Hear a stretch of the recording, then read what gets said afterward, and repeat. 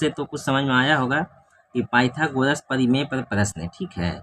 ये आपका 10 बोर्ड के एग्जाम में आता है, ठीक है।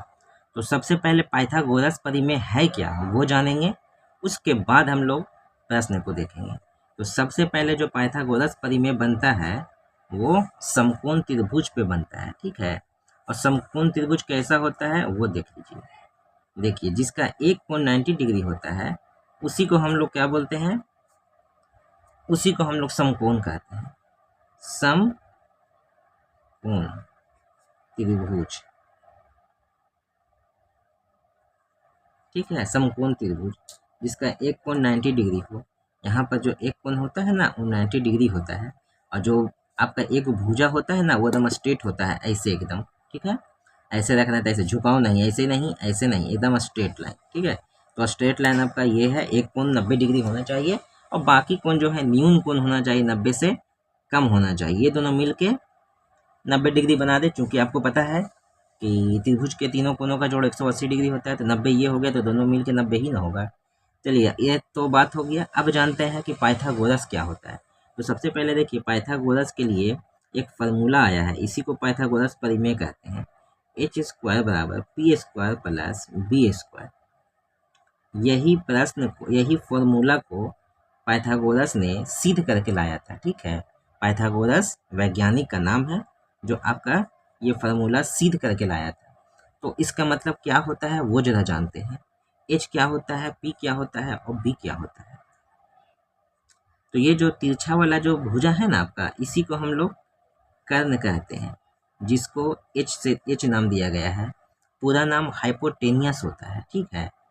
अच्छा, ये क्या होता है, इसको आधार कहते हैं, b, ठीक है, b कहते हैं, इसको हम लोग आधार कहते हैं।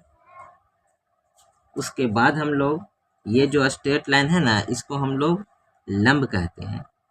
क्या कहते हैं, तो लंब, जिसको हम लोग P से डिनोट करते हैं। परपेंडिकुलर आधार को B कहते हैं, बेस कहते हैं, ठीक है। तो ये जो पाइथागोरस है ये बोला था कि जो आपका कर्ण है, कर्ण का जो स्क्वायर है, ये दोनों के स्क्वायर के जोड़ के बराबर है। यहाँ पे है ना, ये कर्ण का स्क्वायर, इसका स्क्वायर और इसका स्क्वायर के जोड़ के बराबर होता है।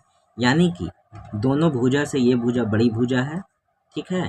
तो यही फार्मूला सिद्ध करके आया था। अब इस पे एक प्रश्न देख लेते हैं, ठीक है, कैसे बनता है, क्या बनता है, ठीक। चलिए, तो आइए देखते हैं क्वेश्चन को एक ठो।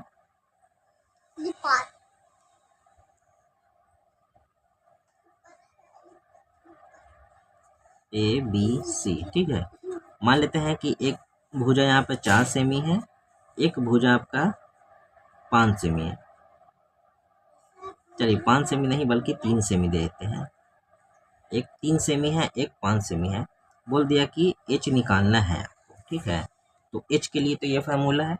अच्छा, क्या स्क्वायर हटता है तो रूट बनता है? हाँ, बिल्कुल बनता है, याद रखिएगा। स्क्वायर हटता है तो रूट में जाता है, ठीक है। ये एक फार्मूला हो गया। इसी से दो फार्मूला भी बन सकता है।